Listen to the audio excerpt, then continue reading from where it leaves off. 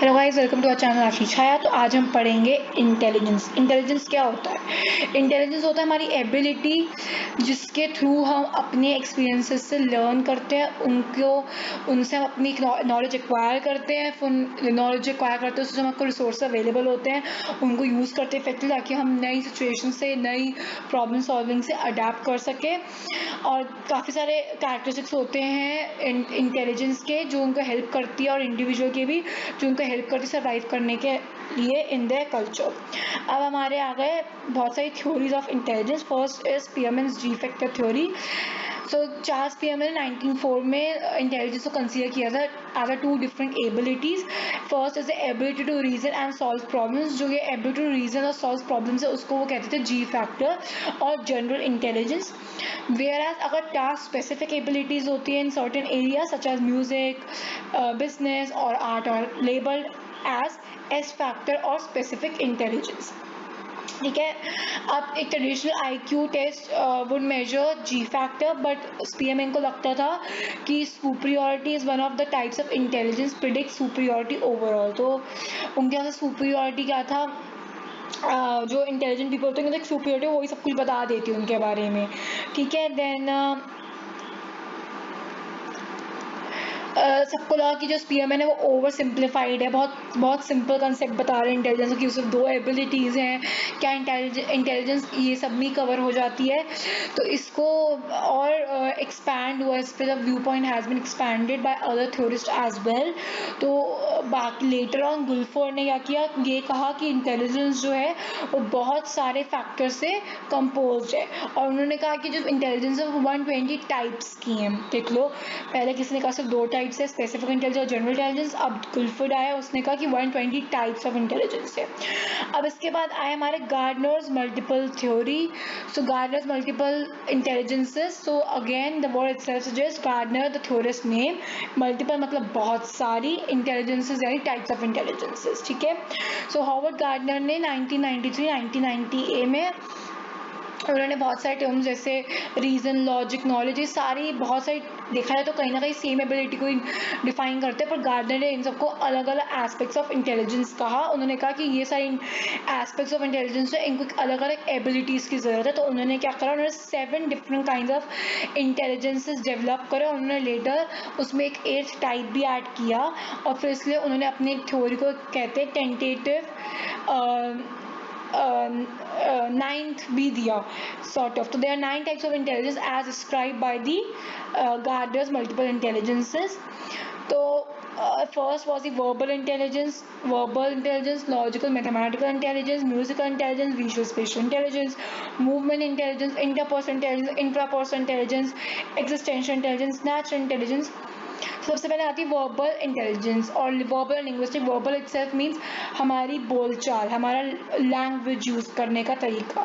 तो जो हमारा लैंग्वेज यूज़ करने की जो एबिलिटी होती है, जो पावर होती है हमारे पास अपनी लैंग्वेज को यूज़ करना, वेदर इट्स मदर टंग और सम लर्न स्पोकन लैंग्वेज, तो उसको करके हमारी जो इंटेलिजेंस है वो हेल्पफुल होती है in making us writers or speakers. ठीक है। Then come is the second intelligence of Gardner's theory is musical.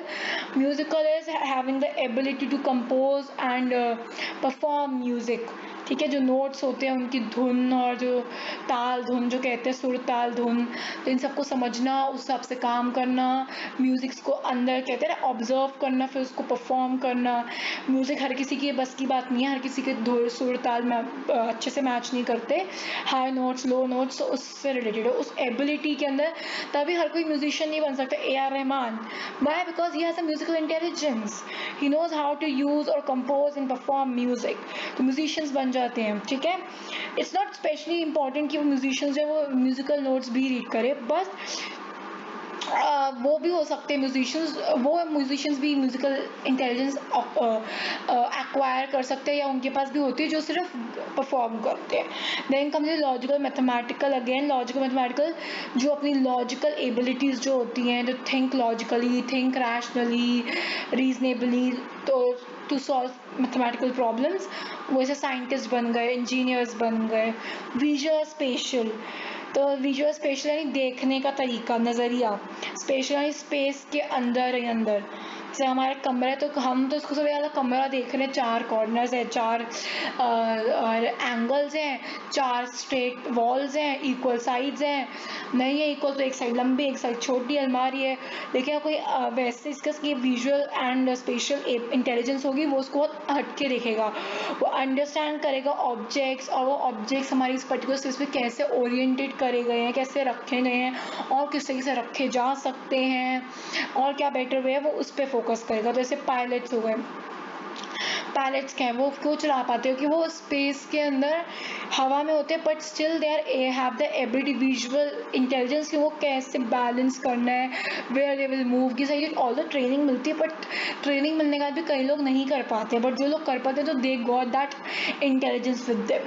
Then astronauts हो गए, इतना मुश्किल होता है ग्रेविटी के अगेंस्ट जाना, फिर भी वो जाते हैं because they are abling to go with this special intelligence. Artist हो गए जो हमारे ड्राइंग्स वगैरह बनाते हैं, कैसे because they have got that 3D images in their mind, their imagination, visual spatial में कि अगर हम उसको इमेजिन करें तो स्पेस के अंदर अगर एक्यूरेटली है कैसे दिखेगा, वो सब आर्टिस्ट वगैरह नेविगेटर्स वगैरह कर सकते हैं। Movement ability to control one's body movement, हम अपने आप की एक ऐसी एबिलिटी अपने बॉडी के मूवमेंट्स कंट्रोल कर सके। अगर आपने डांसर्स देखे होंगे तो they know when to give a wave at their hand, when to give a break. एक ब्रेक डांस होता है, एक थोड़ा बहुत ही व्हाट वी से एक काफ़ी इमोशनफुल डांस होता है, इमोशंस के साथ जो बस करते चले जाओ, करते हिलते जा रहे हिलते, लेकिन ब्रेक में रुको, क्रक क्रक क्रक क्रक फ्यूजन होता है, कितने सारे के डांस होते हैं, वो सारे सिर्फ डांसर्स है, जिमनास्ट, कितनी बॉडी मोड़नी, कहाँ तक मोड़नी, they are the only one who know it, athletes. Then come is the interpersonal, हमारी अदर्स के प्रति कैसे सेंसिटिविटी है, हम वो कैसे वो देते हैं, कंसोलिडेशन करते हैं, अंडरस्टैंड करते हैं उनकी मोटिवेशन, उनके इमोशंस, उनके बारे में सोचना, एक सॉर्ट ऑफ एक सॉफ्ट कॉर्नर होना दूसरे के प्रति। तो वो हमारे साइकोलॉजिस्ट क्या है, वो अपने आप को कहते हैं ना एक अनकंडीशनल लव प्रोवाइड करना। तो हमारे साइकोलॉजिस्ट मैनेजर जो वर्क प्लेस पे होते हैं, जो वर्क इन्वायरमेंट और वर्कर्स के लिए एक अच्छा इन्वायरमेंट प्रोवाइड करते हैं, अपने और वर्कर्स के बीच में जो गैप होता है उसका कम करते हैं मैनेजर्स। तो वो वाला काम के अंदर हमें चाहिए होती है इंटरपर्सनल इंटेलिजेंस। ना common see intrapersonal, interpersonal is very important for our self love because we should understand our own one's emotion and how they guide actions. अपने आप को संभालने के लिए जब ब्रेक डाउन वगैरह होते हैं तो अपने आप को संभालने के लिए इंटेलिजेंस का बहुत ज़्यादा ग्रेट लेवल पे यूज़ होता है। इंट्रा पर्सनल के इंटर में कंफ्यूज मत होना, इंट्रा है जो हमसे रिलेटेड है, इंटर है जो दूसरों से अदर्स से रिलेटेड है।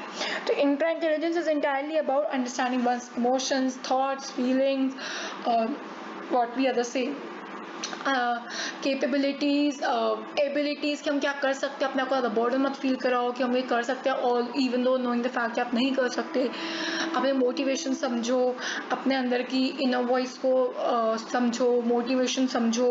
तो ये सारी चीज़ें हमारी इंटरपर्सनल इंटेलिजेंस करती है, जो इनका जो ये सब नहीं कर पाते, तभी कितने लोग हमारे गलत स्टेप्स उठा लेते हैं सोसाइटी के अंदर, या they feel low, sometimes they feel anxiety, और they suffer from anxiety, certain disorders या loneliness, because they are unable to understand their own emotions and work according to them. Because emotions जो है वही हमारे actions को guide करते हैं, ठीक है। एंड सो इसके से वेरियस पीपल ओरिएंटेड करियर्स जो होते हैं, जैसे वो हो गया हमारे काउंसलर्स हो गए जो हेल्प करते हैं, बिकॉज वो अपने इमोशंस कहीं ना कहीं करते हैं, उस हिसाब से वो करते हैं, ठीक है। वेरियस पीपल ओरिएंटेड करियर्स हो गए।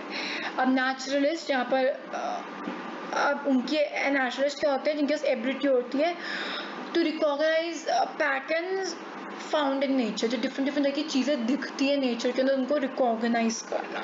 जैसे फार्मर्स, वो कैसे समझ रहे थे कि अभी मौसम है नहीं है, क्या करे, सिंचाई करे, खेताई, कौन सा फल उगाए, कौन सा नहीं उगाए। तो दे गॉट दिस एबिलिटी कि नेचर में अभी क्या मांग है, क्या हमें मिलेगा नेचर से, क्या वेदर फोरकास्ट एंड ऑल। तो ये सब वो करते। लैंडस्केपर्स हो गए, बायोलॉजिस्ट हो गए, बॉटनिस्ट हो गए, ठीक है।